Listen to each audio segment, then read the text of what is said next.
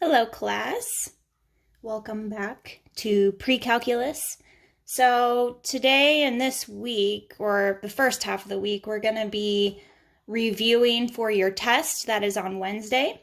So the problems that I have specifically picked out are ones that you're going to want to know how to do. It's not your exact test, obviously, but your test will be very similar to this, so make sure you know how to do these types of problems. Okay, so let's start. I've decided to change to a whiteboard instead of using paper. Save the trees. Okay, so first problem is going to be converting each angle from degrees to radians or radians to degrees. So the first thing that we're given is 120 degrees, and they want us to change that into radians. Pretty simple. All you do is you multiply by pi over 180. And then you simplify it. So 120 pi over 180. Well, the zeros can cancel out, so you have 12 pi over 18, right?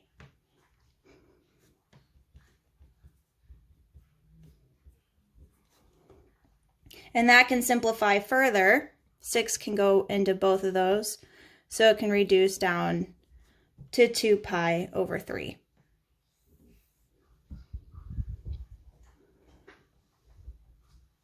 Maybe I should use a darker color. Okay, so the next one we're given is 1 in radians, so 5 pi over 3. And they want us to change that to degrees. So instead of multiplying by pi over 180, we're going to multiply by 180 over pi.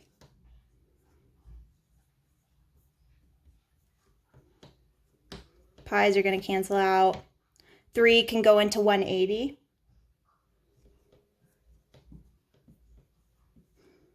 So we have 60 times 5. And 60 times 5 is 300, and that's in degrees. That's 300 degrees. Okay, next problem says to draw the angle in standard position. So we're given this angle, let's say 5 pi over 6, and they want us to draw it in standard position.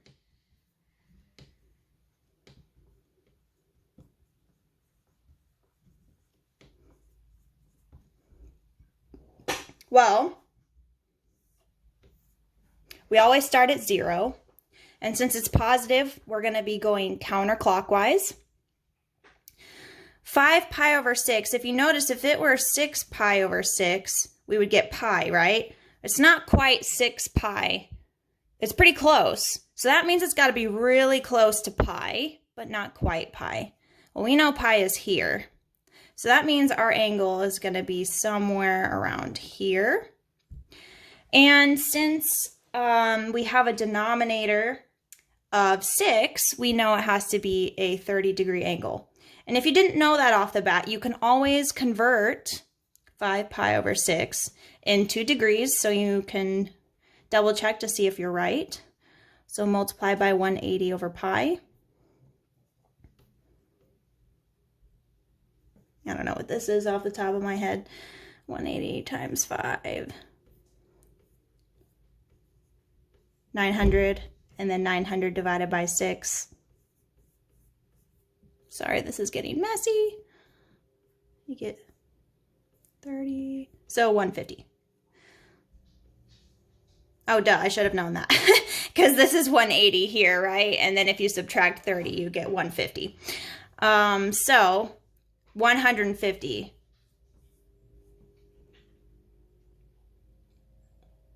But the way we draw this is we start here and we go there.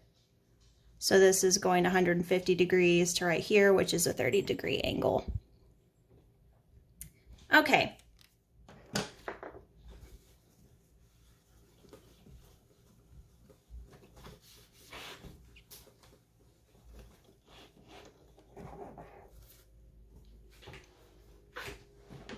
All right, next problem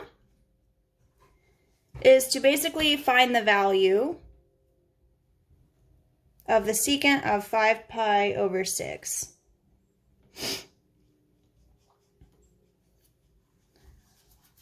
Well, how do we do that?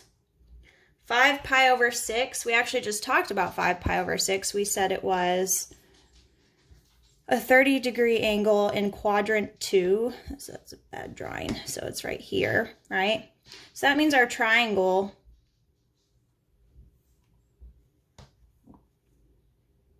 looks like this. Got a 30-degree angle. Across from the 30 we know is a 1. Since it's in quadrant 2, this is going to be a negative root 3. And then we have a 2 here, right? So secant is the opposite of cosine. And we know cosine is adjacent over hypotenuse. So that means that secant is going to be hypotenuse over adjacent.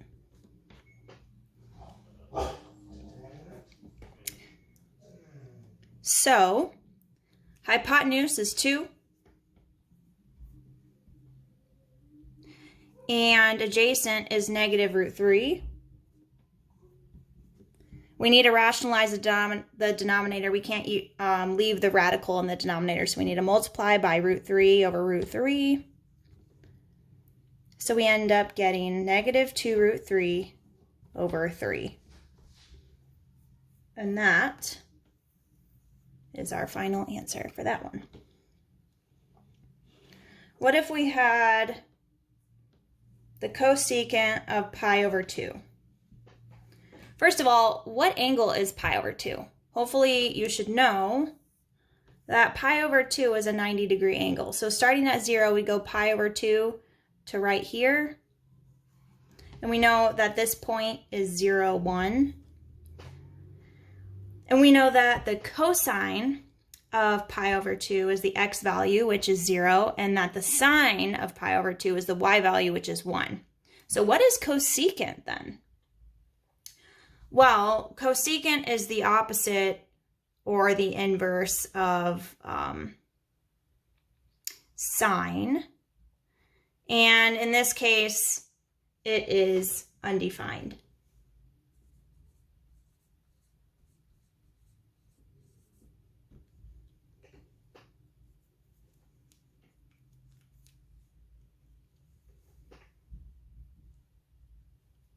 So you can go ahead and pause the video when I'm doing these problems, work them out yourself.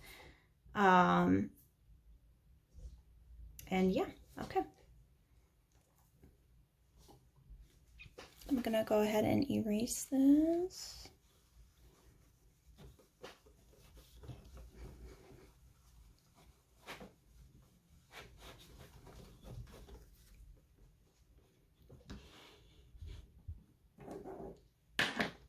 All right, next problem.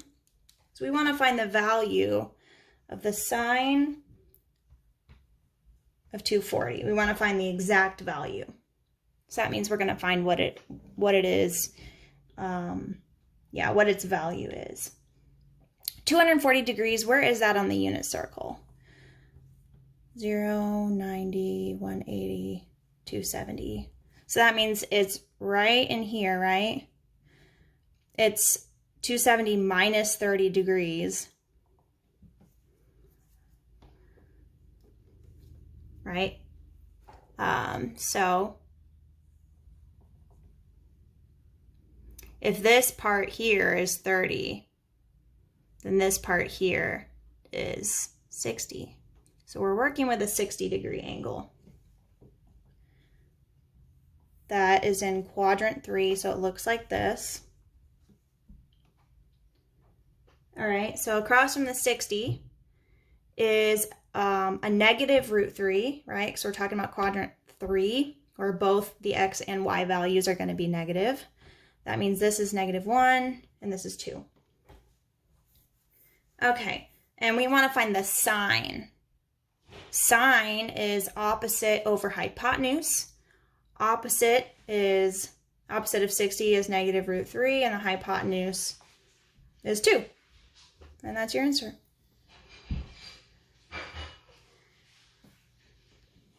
Okay, so let's look at a problem that's a little bit different. So the tangent of 13 pi over 4. So if you notice, it's pretty close to 3 pi, which means you're going around the circle more than one time. So we want to find what its reference angle is in quadrant 1. So I'm going to start off by subtracting 2 pi from this to see what I end up getting. So if I change this to have a common denominator of 4, this changes to 8 pi over 4. So what you're left with, or what you end up getting, is 5 pi over 4. 5 pi over 4 is not quite in quadrant 1. We want to find out what its reference angle is in quadrant 1. So what I'm going to do, because right now this is in quadrant 3, I'm going to subtract another pi. So 5 pi over 4 minus 4 pi over 4, that's the same as pi, right? If you were to cancel out the 4's, it would be the same as pi. I'm just getting a common denominator here. What I'm left with is pi over 4.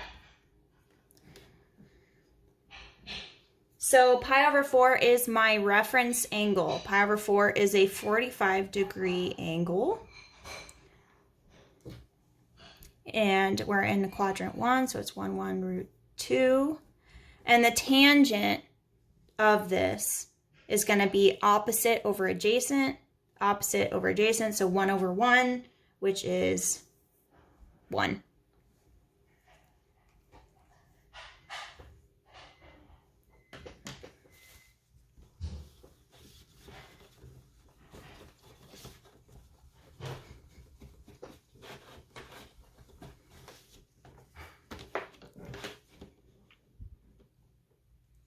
Okay, next problem begins our graphing with the sine graphs, the cosine graphs, tangent, cosecant, secant, all those good stuff there. So let's start with y equals -2 cosine of 2x.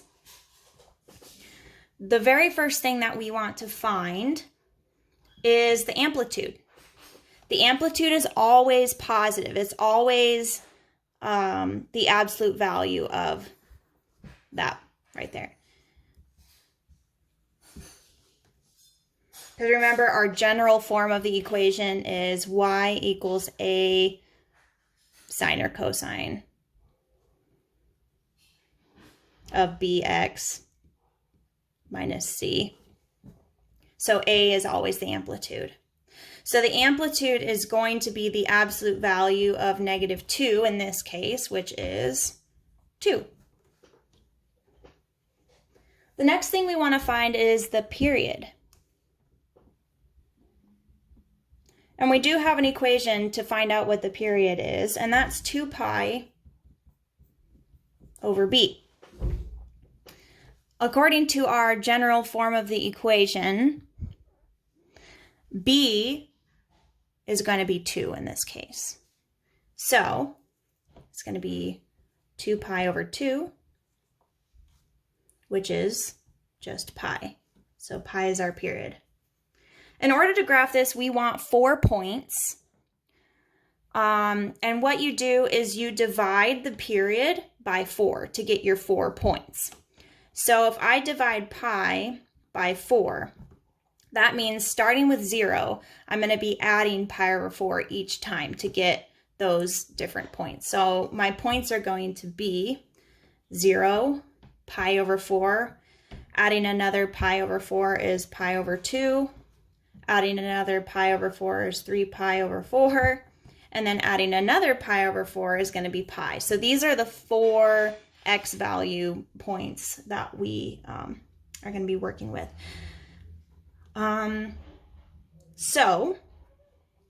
Let's find out what our y values are.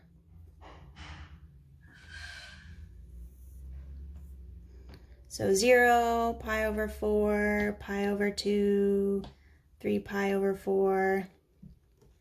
Okay, so starting with 0. If I plug in 0 back into my equation, I get the cosine of 0. What is the cosine of 0?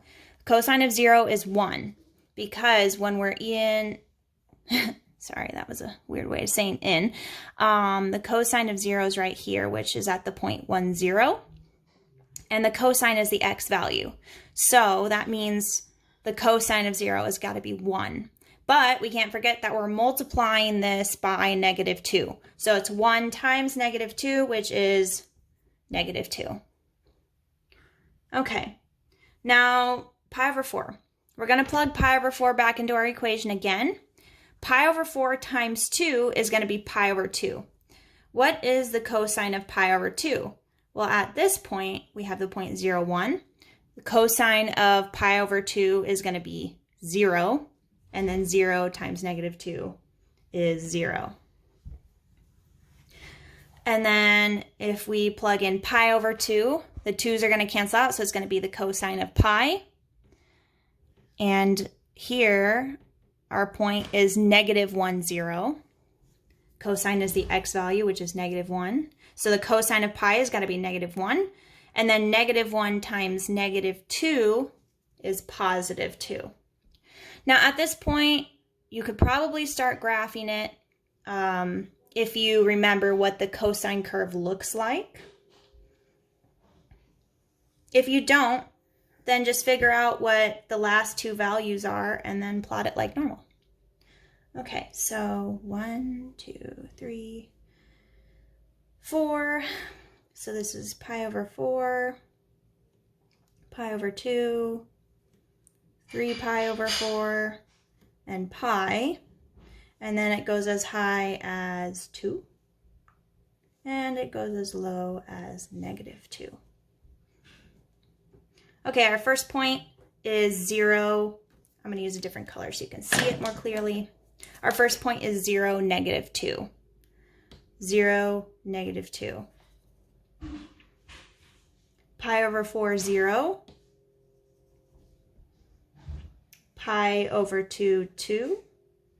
So that's our peak. That means the next two values are going to look like this and like this. So, ooh, that was a bad drawing. So our graph should look like this.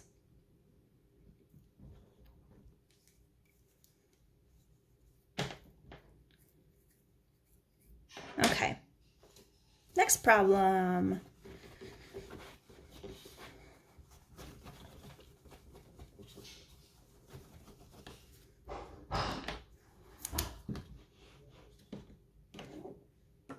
All right, our next problem is y equals 5/2 sine of 2x plus pi over 2.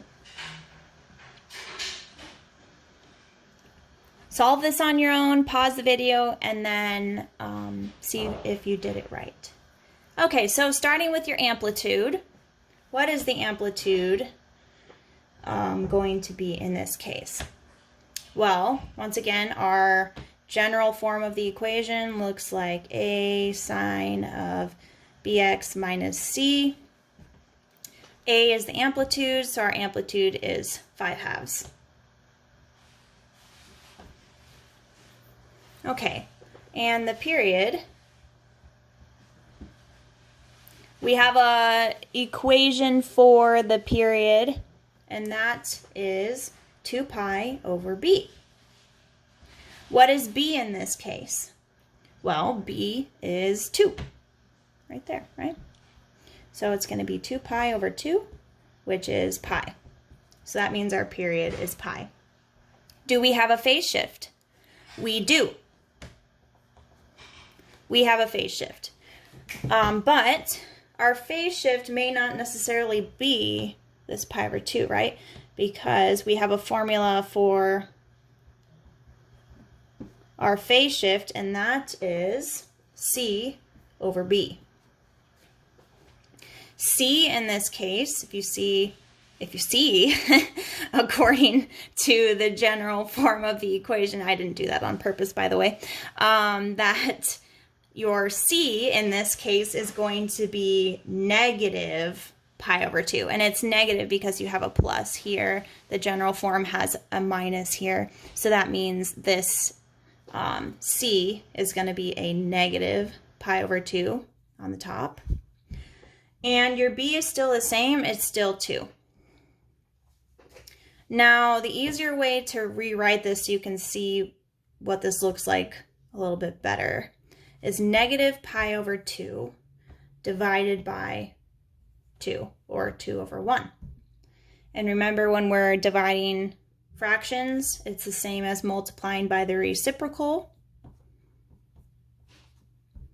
So we end up getting negative pi over 4. That is our phase shift.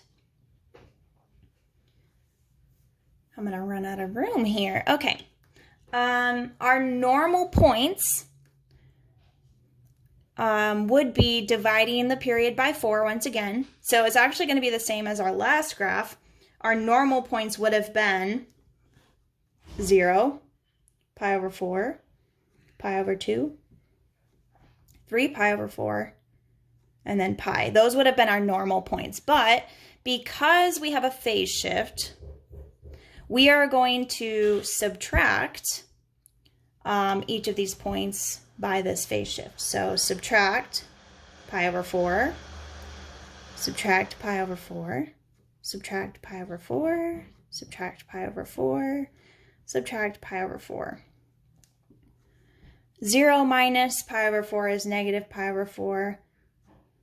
Pi over 4 minus pi over 4 is 0. Pi over 2 minus pi over 4. If you don't know what that is off the top of your head, you can change this to get a common denominator, but you end up getting pi over 4. Are you starting to see the trend here? So negative pi over 4, 0, pi over 4. What do you think the next one's going to be? Should be pi over 2. And then the next one, 3 pi over 4. Okay, so these are our new x values. I'm going to draw the graph.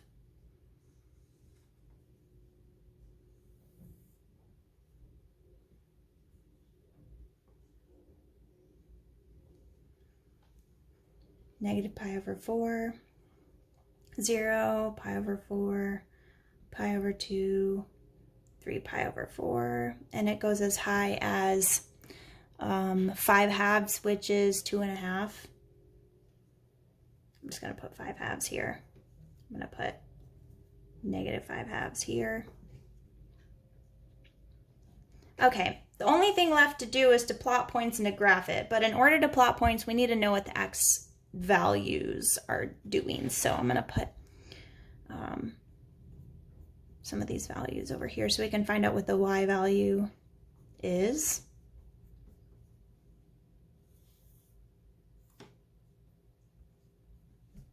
Okay, so when we have the point negative, well, first of all, just by, looking at your equation, hopefully you know that this is a sine graph, and hopefully you know what the general sine graph looks like. Basically, it's the same thing here, except that we've shifted over the sine graph by pi over 4, so we're shifting it this way to the left. So it should, look like that. But if you don't know that off the top of your head, you can always plot points. So if we plug in negative pi over 4 back into our equation, negative pi over 4 times 2, you end up getting negative pi over 2. And then negative pi over 2 plus pi over 2 is 0. And the sign of 0 is 0. So this whole thing is going to be 0. So that means our first point happens here. At 0, we get the sign of pi over 2. And the sign of pi over 2 is 1, right? Because that's right here. And then 1 times 5 halves is 5 halves. So our next point is going to be at 0, 5/2. If you know what the shape of the graph looks like, you can go ahead and just draw it. But if not, just keep plotting points. But your next point should be here, here, and then there. So then when you plot it or draw it, oops, it's a little off, should look like that. Now make sure when it comes to the test that you are writing down these X values. That's very important. You will lose points if you don't do that. So make sure that you are writing down those X values. And also the Y values, of course, too. All right, next problem.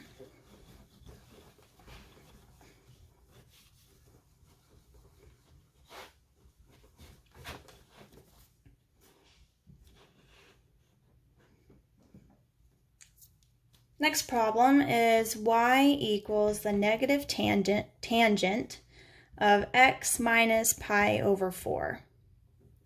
Now when it comes to tangent and cotangent, we want to find the asymptotes. For tangent, the asymptotes normally would be negative pi over 2 and pi over 2. But we have to set all of this in the parentheses equal to negative pi over 2 and pi over 2 to find what our new asymptotes are going to be, because this is a phase shift here. If it was just the tangent of x, your normal asymptotes would be at negative pi over 2 and pi over 2. So let's set these equal to, so x minus pi over 4 equals negative pi over 2, and x minus pi over 4 equals positive pi over 2. And then we're going to solve for our new asymptotes. Ooh, I can't spell asymptotes, apparently. Okay, I'm going to add pi over 4, add pi over 4, negative pi over 2 plus pi over 4. You'd have to get a common denominator, so you'd multiply by 2 over 2. So it'd be negative 2 pi plus 1 pi is a negative pi over 4. So that's the first asymptote. Okay, add pi over 4, add pi over 4. Pi over 2 plus pi over 4, once again, you multiply by 2 over 2 to get a common denominator. So it's going to be 2 pi plus 1 pi, so it's going to be 3 pi over 4. So these are our two asymptotes, negative pi over 4 and 3 pi over 4. The next thing we want to do is we want to find the midpoint in between these two asymptotes. If you don't know it off the top of your head, you can always, start to draw what your graph is going to look like.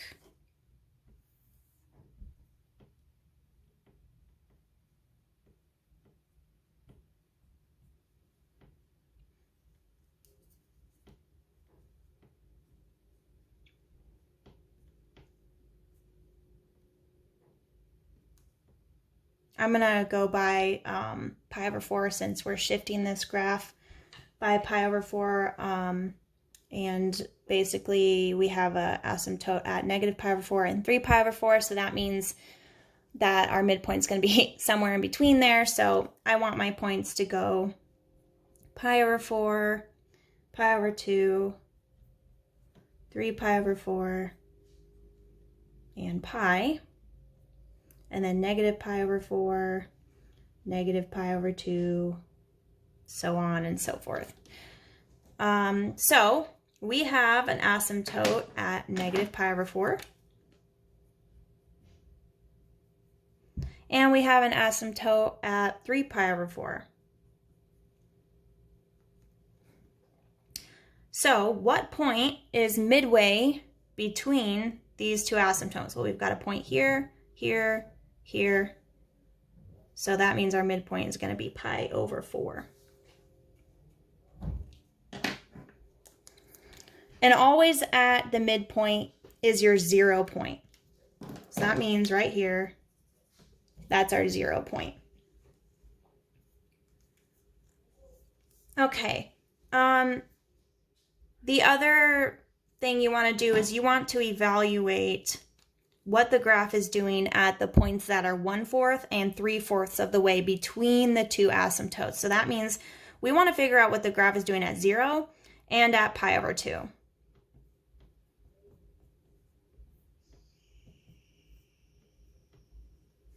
Okay, so at 0, if we plug in 0 for x, we get the tangent of -pi/4. The tangent of -pi/4 is a -1. Pi/4 is, okay, let's just,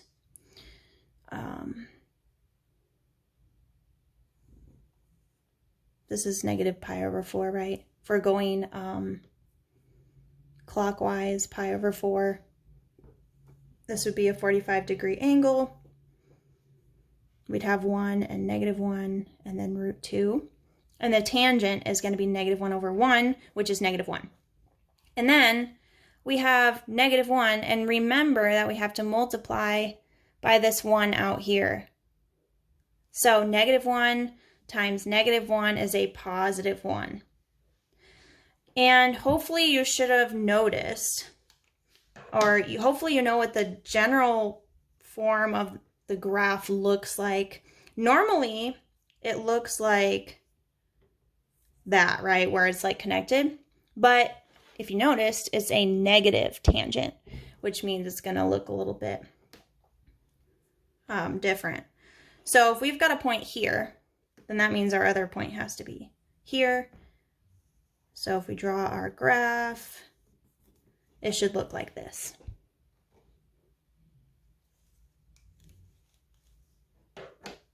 And yeah, okay, moving on.